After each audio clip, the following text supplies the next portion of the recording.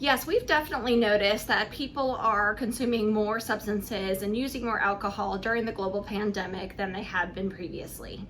What we've noticed is that there's been a change in people's schedules, and this disruption has really changed the ways that they're interacting, changed the routines in their life, and this is the kind of situation and the kind of anxiety that people will often use substances to deal with.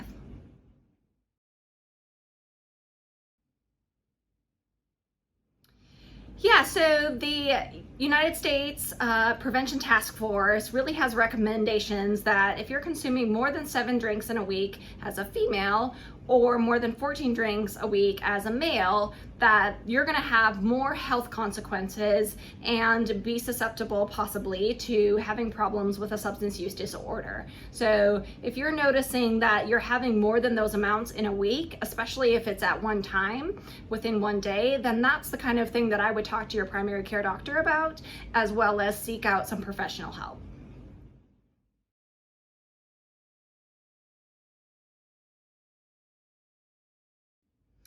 So people use substances generally because they're trying to enhance an experience, or they're trying to minimize a negative experience that they're having. So one of the important things to think about is, why am I using this substance? Is it because I have anxiety that I really feel is out of control and this is just helping me temporarily? Or is it that I'm not getting some of the entertainment or engagement that I've normally had in my life, and therefore I'm using substances? So anytime that it's really taking the place of what I would say is a healthier habit in our life, that's something to question.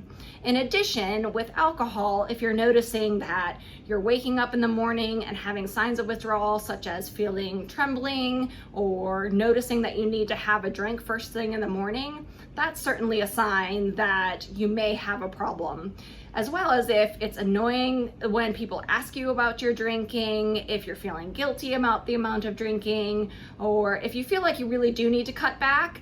Those are the kind of signs that you really should talk to somebody as a professional about whether or not you need to address that use.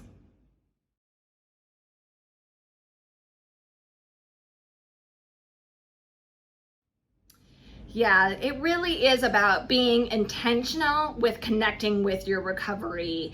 In some ways, there are even more opportunities now for people to be able to connect and connect virtually, but we all know that's not the same as being in person with your recovery community. So finding ways that you are able to connect with the skills that have helped you remain sober and remind yourself why you've made those choices, the better things that you do have in your life, and how that's consistent with the things that you value. People are really happiest when their behaviors are consistent with what they value.